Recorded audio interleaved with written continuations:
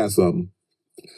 Because it seems to be like the last year and a half, there's been all this talk about these Hollywood parties. Let's talk about it. Amber, what's really going on?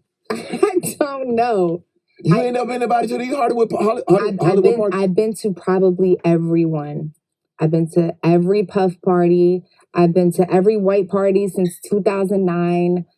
I've been to every party, and you go in the right room, not the wrong room. I don't think there's rooms, Chan. I'm gonna be honest. Now, look, I'm gonna be very, very transparent on the show. If these freak-offs are happening, it's on a completely different day than the actual Puff parties. Okay. It's not that day because every time I was there, Puff was there the whole time. You know, he got the Ciroc. He's on the DJ booth. He's the host of the party. Mm-hmm. I will say that. Now, I've had this conversation with Ray J. Ray J's one of my best friends. Mm-hmm. I said, Ray, did they ever invite you to a freak-off? Because they never invited me. Mm-hmm. And I done been at these parties. I just feel like, why I didn't get the invite? Because they know you don't get down like that. Maybe they know I don't get down like that. Okay, cool. But you would think maybe an assistant would come up and be like, hey, you like girls? Or like, you know, you into... Never. No one ever asked me that. They never asked Ray J either. And me and Ray J was talking about it. We were like, I done been to the party, the after party, the after party. I never seen none of that stuff. Right. But that's not to say that it does not happen or invalidate people that... But I do think it's a different day that I'm just not invited to. I don't know. You think it's a plot because we saw it happen with Russell Simmons. Now we see it happen with P. Diddy. Do you think it is a plot or a ploy to take down prominent, high-powered black men?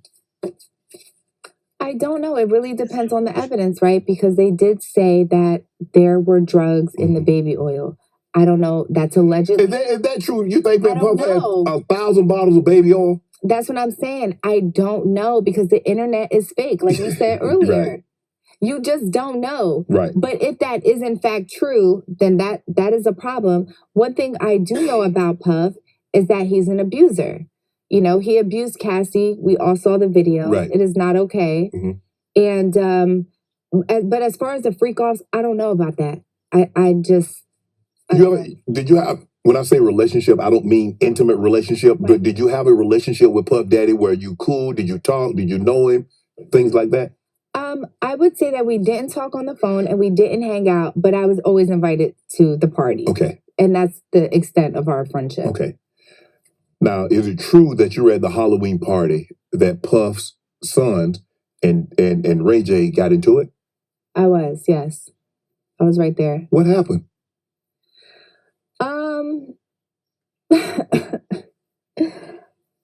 They just pressed Ray J and they were just like, stop talking about dad.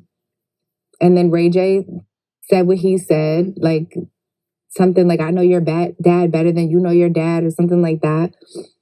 And then it just got ugly for a second. Yeah, because I'm cool with Christian and Justin and Quincy, but then I also love Ray J. And he's like my brother. And I'm just like, guys, please, just stop. It's not worth it. Y'all don't want to do this. Right. Like, so it, you know, and I told Ray J, I said, look, that's their dad. What do you expect them to do? Right. Like, of course they're going to stand up for their dad. You know what I mean? Like, and rightfully so. Right. But it's reported that Breezy, Chris Brown, was the peacemaker. Is that true? I think I was the peacemaker. That was you. I think, well, from what I remember, I was going to both sides and like, y'all don't need to do this. But maybe Chris came down at some point. Right. It was in the garage. I'm not sure. What have you learned about fame? Oh. Because you've had more than 15 minutes. You've had two decades of it. Yeah, it's going on 16 years. Mm-hmm. What have I learned about fame? That half of these motherfuckers don't know what they're doing. All the publicists, all the fake-ass managers, all the business managers, and they all manipulate all of us into thinking that they have all the answers when we ourselves have the answers. As the entertainers or the socialites or the famous people, we got here because of us. Before a manager, before a publicist. Yes. And some people just have that it factor, you know? But it's funny because very early on, you get the publicist, you get the manager, and they tell you like, oh, you know, if you want to make money now, you got to twerk. You got to sell sex on the podcast. You got to just say that you girls and guys. So you eventually start to lose yourself in this fake entertainment world because they're intimidating you every day that you're going to lose it all if you do not do what they tell you to do. Instead of standing 10 toes down, but that intimidation changes you as a person. Is fame a drug? Because I believe it is. I believe it's suffocating. I believe it can be intoxicating. And once you become hooked on it, you'll do anything to keep it. Maybe for some people, not for me. I don't give a shit about being famous. You famous now. You can't be unfamous. You cannot be unfamous. No, you can't be unfamous. But yeah, I don't actively do things to, you know. To be in the public spotlight, just like, look at Amber Rose, look at what she's doing, look at what she's wearing. I'm really quiet. Yeah. Like, I'm really quiet with my so, yeah. Money. What have you learned about money? Oh, Lord. Just save. Save. I remember I spent my first $1 million and I gagged because I was like, what did you spend it on? Going to Miami, Fontainebleau, partying, bottles, outfits, clothes, shoes, dumb, just a bunch of dumb. And then I was like, then I got a business manager, like, you need to pay taxes. And I'm like, what? So then I was like in the hole. It was like very early in my career, but I didn't do that again. I definitely did not do that again. What's your best and worst purchases? My best and worst purchases, you know,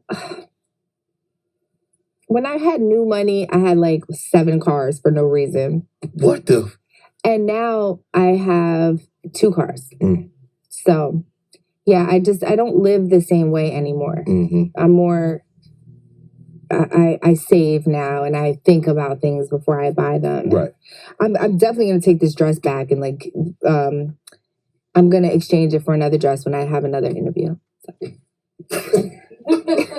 Let us know so we can make sure you take it back before we end this interview. Listen, I put the little receipt in my drawer next to the bed. I'm taking this shit right back. Lord have mercy. What's the number one thing that you learned in the entertainment business? No one genuinely likes you. They just use you for what they need you for. Really? It's not real life, no. You really believe that, Amber? Yeah, I know that for a fact. Yeah. No one genuinely cares. Like, at your it's all transactional, huh? Yeah, at your lowest point, that they don't give a.